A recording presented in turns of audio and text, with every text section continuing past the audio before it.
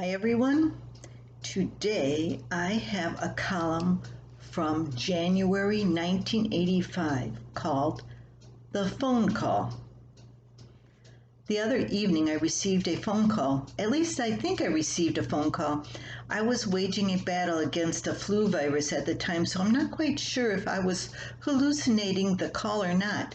Anyway, I was in bed when the telephone started ringing. It was 9:30, so immediately I thought, who's sick?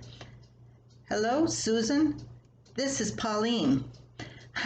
The odd voice on the other end sounded different. The voice didn't click my pain-racked brain.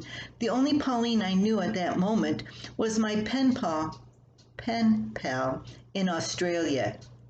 I had never, in the 20 years we've corresponded, spoken to her, but instantly I knew it was Pauline. I sat down on the edge of the bed and tried to compose my mumbling mouth and say something reasonable, so the fortune Pauline was paying for the call wouldn't be wasted. I fear I never quite accomplished that. My tongue wagged on, but it never was under control. During all those years of writing, I wondered what my first words to Pauline would be. Now, in all honesty, I don't know exactly what I said. The whole exchange is a bit foggy on this side of the world. Complications due to flu, no doubt. Somewhere, though, through the 20-minute conversation, I learned I was speaking to the future. While I was in Wisconsin, ready for bed on a Friday night, Pauline was in her own home on a Saturday afternoon drying fruit. She's 17 hours ahead of us. I must have said, I can't believe I'm talking to you over 100 times, proving to my pen pal, along with past scribbled misspelled letters, that all Americans aren't molded in the same image as Hollywood movie stars and Washington diplomats. There wasn't any earth-shaking news to exchange during our talk. She wasn't hopping a plane to visit yet. That visit was established for 1986, which gives us plenty of time for planning, agenda, house cleaning, and such. So, what did we talk about during this long distance call? Weather was mentioned a few times. I wanted to make sure Pauline didn't accidentally plan her trip to the States for winter in Wisconsin and hit one of our good old blizzards. She would never survive, coming from a land where the freezing mark is rarely touched.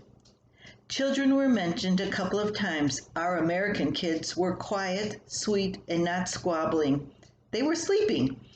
The little 4-year-old in Australia wasn't impressed with the distance of the phone call. She was trying to attract her mother's attention by tossing toys across the room.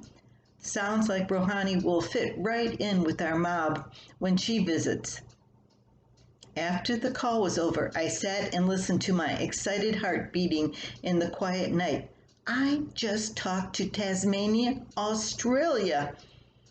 I wanted to shout, but didn't. Instead, I put my hand on my forehead and one on my stomach and went back to the bathroom, wondering if I had dreamed the call. A fluke bug can't be trusted, you know.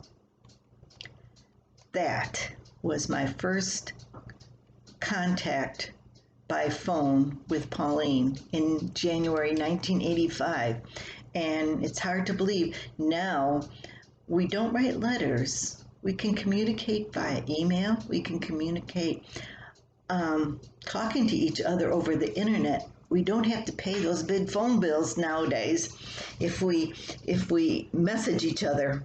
And it's about time I get back and talk to her. Haven't talked in a couple weeks. So, Pauline, if you're out there, give me a call. And if not, I'll give you a call. I just got to remember not to wake you up in the middle of the night. Have a great day, and I hope you have friends around the world like I do too. Until next time.